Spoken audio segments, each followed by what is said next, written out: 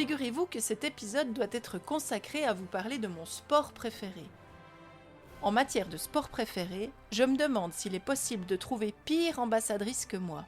Car d'aussi loin que je me souvienne, mon sport préféré a clairement été de ne pas en faire, ou alors de me débiner, si vraiment j'avais pas le choix.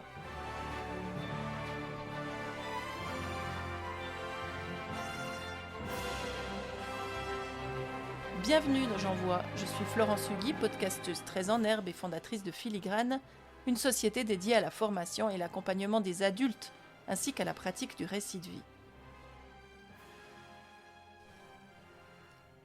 Mon premier souvenir, c'est l'odeur des vestiaires de l'école obligatoire.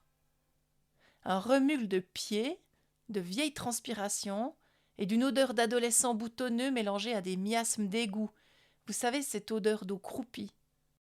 J'entrais à reculons dans ce lieu vieillot, un peu humide et franchement cracra. Les vestiaires des garçons et des filles étaient partagés par la salle de douche, commune. L'horreur.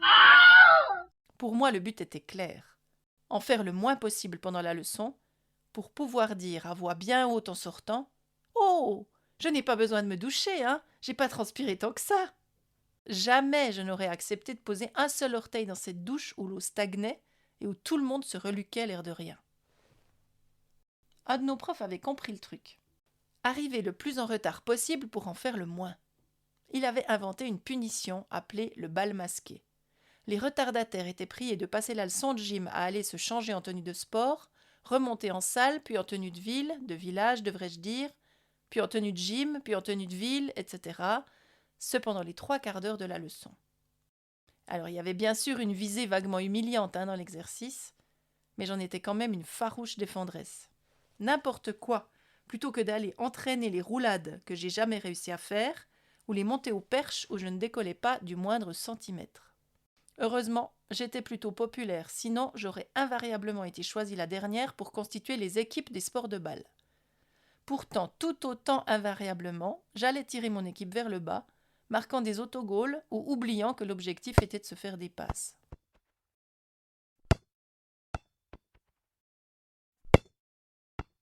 Et puis est venue l'adolescence et le temps des règles, excuse miraculeuse pour moi qui n'ai jamais eu le moindre mal de ventre. Bien sûr, j'avais mes règles au moins 2 fois par mois, et les 2 autres semaines, je faisais le bal masqué. Comme je suis en Suisse, je n'ai pas échappé au ski. Et en vrai, j'aimais bien ça. Tous les mercredis après-midi, on avalait une soupe et hop, sur les pistes pour le cours de ski. Et le week-end, hop, dans les Alpes. Pas tous les week-ends, mais quand même assez souvent. J'y croyais un peu, même si mon style ressemblait davantage à celui de l'anglaise glissant sur des lattes pour la première fois de sa vie, cul en arrière et bâton en l'air, que de la godille la plus stylée. Mais là encore, j'ai fini par me lasser. Je me souviens d'avoir eu quelques velléités de me mettre à la course à pied. Un repas à 4 entre nouveaux couples m'avait fait rencontrer une fille, qui deviendrait d'ailleurs mon amie, et qui elle aussi avait le projet de se mettre à courir. On avait, par Dieu sait quelle malédiction, axé la conversation sur nos projets de sportive. Alors qu'une en était à reluquer les baskets dans les vitrines des magasins pendant que l'autre se demandait quel était le meilleur soutien-gorge de sport, j'avais lâché, enthousiaste « Ah, toi aussi tu cours !» Nos 2 compagnons de tablée avaient bien failli s'étouffer dans leur rechti. Depuis, l'autre est devenue une vraie gazelle, mais moi, impossible de trouver la moindre motivation pour m'y mettre. Je passerai sur mes tentatives de foot. La seule fois où j'y ai joué, on s'est pris un 32-0 avec mon équipe. De tennis. Vous avez déjà remarqué ce que c'est grand, un terrain de tennis ? De patin à glace. Ça m'a surtout servi, jeune adolescente, à draguer les garçons. De parapente.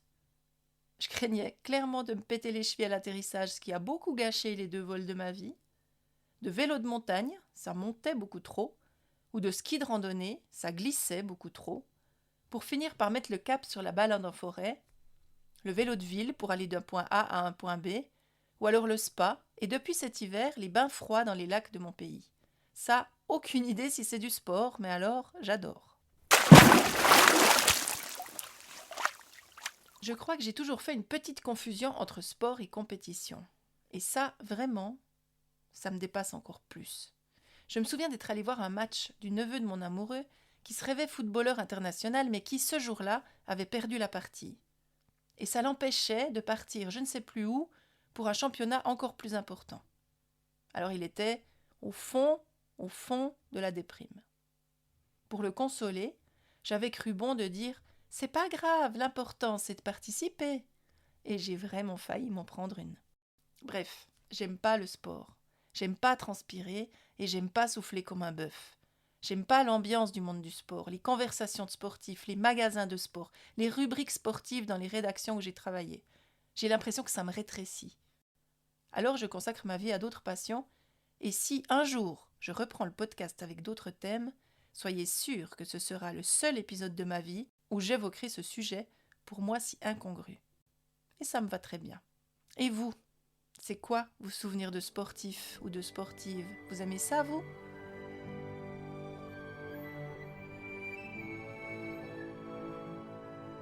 Merci de m'avoir écouté jusqu'au bout. Je vous donne rendez-vous demain pour un nouvel épisode de J'envoie, un peu plus positif, je l'espère.